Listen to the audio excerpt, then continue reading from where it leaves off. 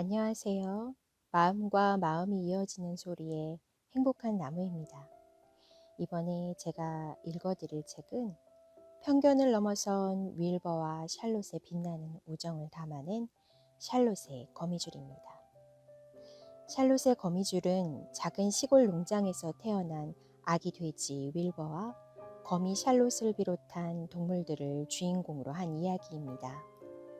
거대한 스케일도 기상천외한 모험도 없는 이 이야기가 수많은 독자들에게 잊을 수 없는 작품으로 일컬어지는 이유는 돼지는 더럽다는, 거미는 징그럽다는 편견을 넘어서 주인공 윌버와 샬롯이 그 누구보다 값지고 빛나는 우정을 보여주고 있기 때문입니다.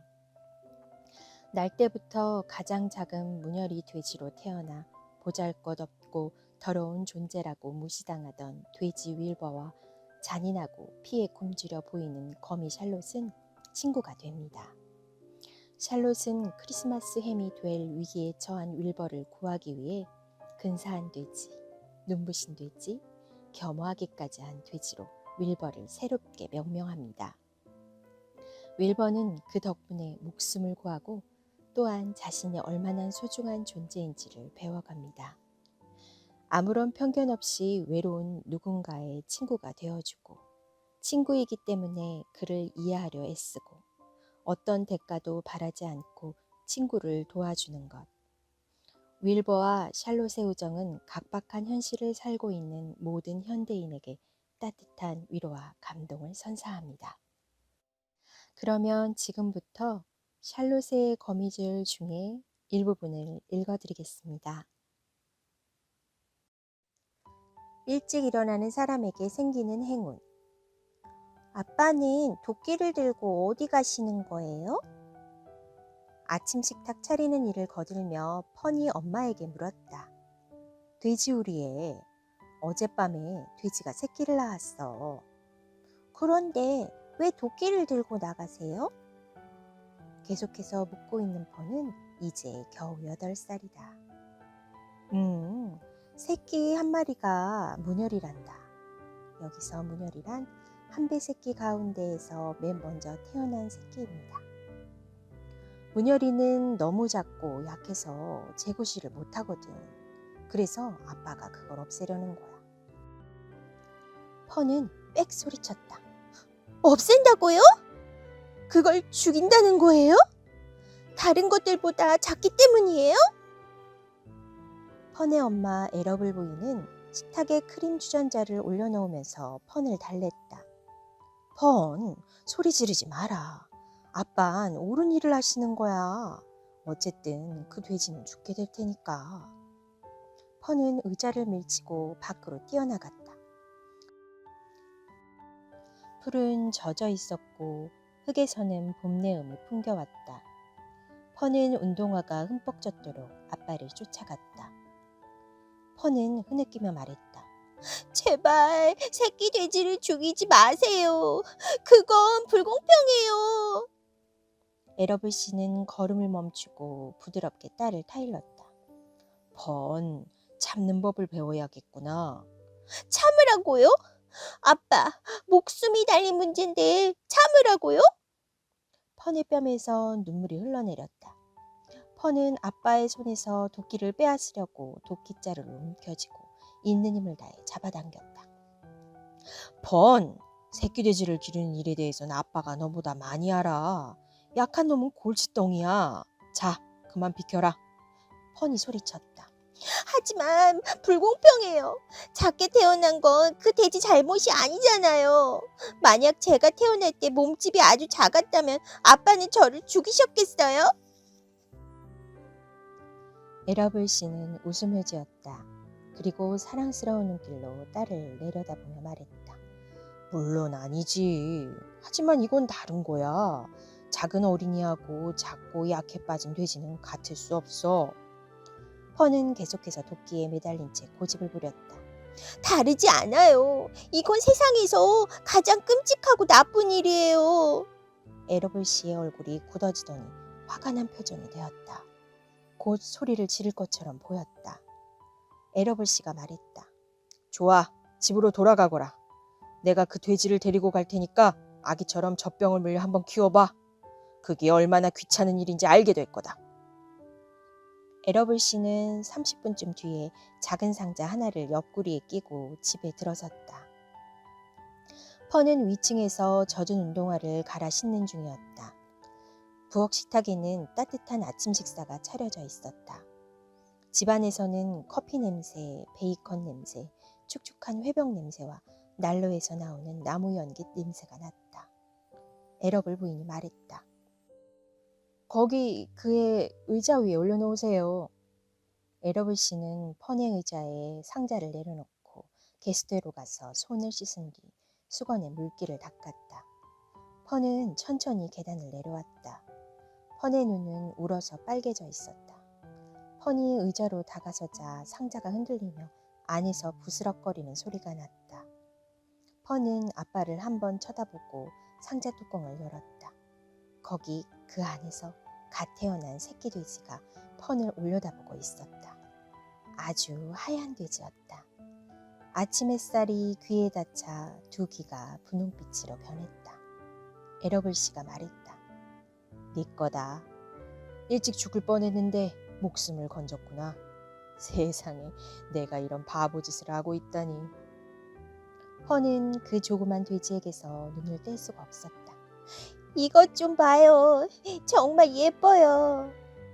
펀은 조심스럽게 상자를 닫고 아빠, 엄마에게 차례로 입을 맞췄다. 그런 다음 다시 뚜껑을 열고 돼지를 들어 올려서 뺨에 살며시 갖다 댔다. 이때 펀의 오빠 에이브리가 부엌으로 들어왔다. 에이브리는 10살이다. 한 손에 공기총을 들고 다른 손에는 나무 단검을 쥐고 중무장을 하고 있었다. 에이브리가 물었다. 저게 뭐예요? 펀이 들고 있는 게 뭐죠? 에러블 부인이 대답했다. 펀이 아침 식사에 손님을 초대했구나. 세수부터 해야지, 에이브리. 에이브리는 총을 내려놓으며 말했다. 나도 좀 보여줘. 이 조그만 게 돼지라고? 별종의 모양인데 기껏해야 흰지만 하잖아. 에러블 부인이 말했다. 에이브리, 어서 씻고 아침 먹어라. 30분 후면 학교 버스가 올 거야. 에이브리는 에러블 씨에게 물었다. 저도 돼지 한 마리 가져도 돼요, 아빠? 안 돼. 일찍 일어나는 사람한테만 돼지를 주는 거야. 펀은 새벽에 일어나서 나쁜 일을 막으려고 했었지. 그래서 돼지를 갖게 된 거다. 물론 작긴 해도 돼지가 틀림없지. 아침에 일찍 일어나면 뭐가 생기는지 이제 알겠지? 자, 이제 밥을 먹어야지. 하지만 펀은 돼지에게 먼저 우유를 먹이기 전에는 밥을 먹을 수 없었다. 에러블 부인이 젖병과 고무 젖꼭지를 찾아내 병에 따뜻한 우유를 넣고 꼭지를 끼워 펀에게 건네주었다. 돼지에게 아침을 먹여라. 펀은 부엌 한쪽 구석 바닥에 앉아 새끼 돼지를 안고 젖병을 물렸다. 그 돼지는 아주 작았지만 식욕이 왕성해 금세 젖꼭지를 빨았다. 밖에서 학교 버스가 경적을 울렸다. 서둘러라. 에러블 부인이 펀에게서 돼지를 빼앗고 손에 도넛을 쥐어주며 소리쳤다. 에이브리는 한 손으로는 총을, 다른 손으로는 도넛을 움켜쥐었다. 펀과 에이브리는 밖으로 달려나가 버스에 올라탔다. 펀은 버스 안에 있는 아이들이 눈에 들어오지 않았다. 자리에 앉아 창밖만 내다보며 세상이 너무 아름답고 돼지를 혼자 차지하게 되어 정말 행운이라고 생각했다. 버스가 학교에 도착할 때쯤 드디어 펀은 자기 애완동물에게 꼭 어울리는 이름을 생각해냈다. 펀은 혼자서 속삭였다. 윌버라고 불러야지. 선생님이 질문하실 때도 펀은 돼지 생각만 하고 있었다. 펀, 펜실베니아주의 중심 도시가 어디지? 펀은 꿈꾸듯이 말했다. 윌버요. 아이들이 킥킥거리며 웃었고 펀의 얼굴은 빨개졌다.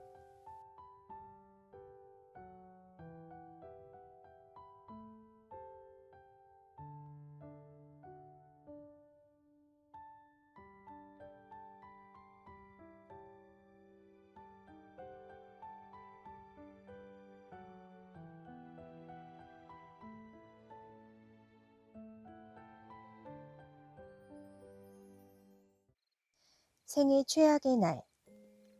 그 다음 날인 비가 오고 어두컴컴했다. 비는 헛간 지붕에 떨어졌다가 처마 끝으로 줄기차게 흘러내렸고 헛간마당에 떨어졌다가 엉겅퀴와 돼지풀이 자라고 있는 오솔길로 구불구불 흘러내려갔다. 또 주커만 부인의 부엌 창문을 때렸다가 홈통을 타고 끊임없이 쏟아져 나왔다. 비는 목초지에서 풀을 덮고 있는 양들의 등에도 떨어졌다. 빗속에 서 있는 게 실증나자 양들은 오솔길을 따라 느릿느릿 우리로 들어갔다. 비는 윌버의 계획을 망쳐놓았다. 윌버는 이날 밖에 나가서 작은 마당에 구덩이 하나 새로 팔 계획이었다. 다른 여러 가지 계획들도 있었다. 그런데 6시에 잠에서 깨어보니 비가 오고 있었다. 참을 수 없을 것 같았다. 윌버는 혼자 중얼거렸다. 멋진 계획을 세워놨는데 비가 오다니. 윌버는 침울해져 잠시 우리 안에 서 있었다. 그러고는 문으로 가서 밖을 내다보았다. 빗방울이 얼굴을 때렸다. 뜰은 춥고 비에 젖어 있었다. 여물통에는 빗물이 2-3cm가량 고여 있었다. 템플턴은 어디에도 보이지 않았다. 템플턴, 너 거기 있니? 템플턴을 불러보았으나 대답이 없었다.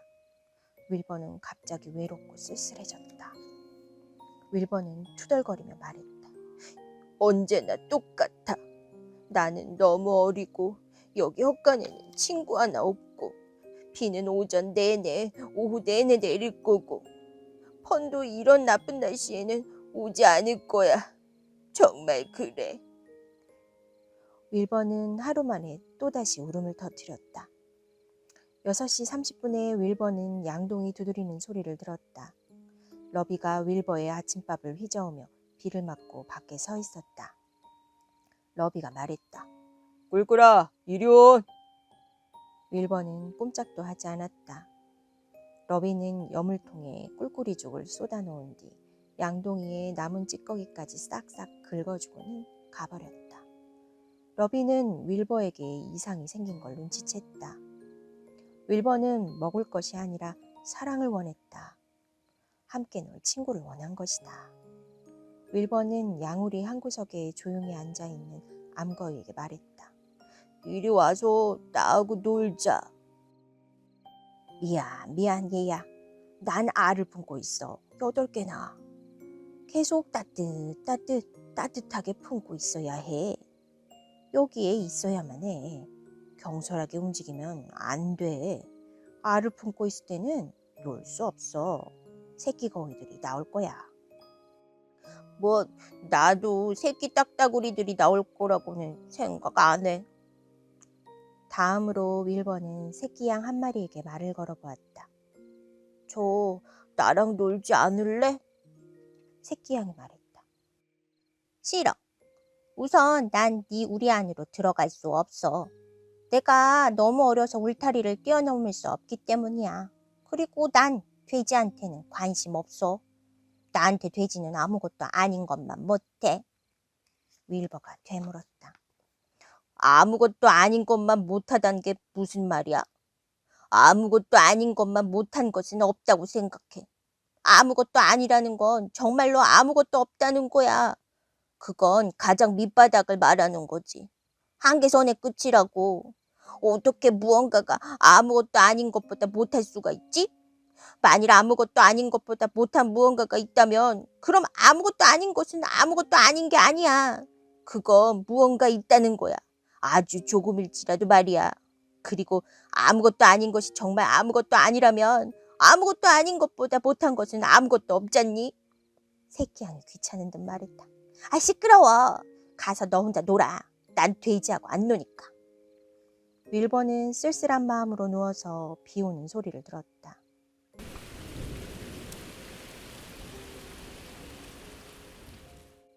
잠시 뒤 템플턴이 계단으로 사용하는 비스듬한 판자를 타고 내려오는 게 보였다. 윌버가 물었다. 템플턴, 나하고 놀지 않을래? 템플턴은 수염을 쫑긋거리며 말했다. 놀자고? 놀자니? 그게 무슨 말인지 잘 모르겠는데. 윌버가 말했다.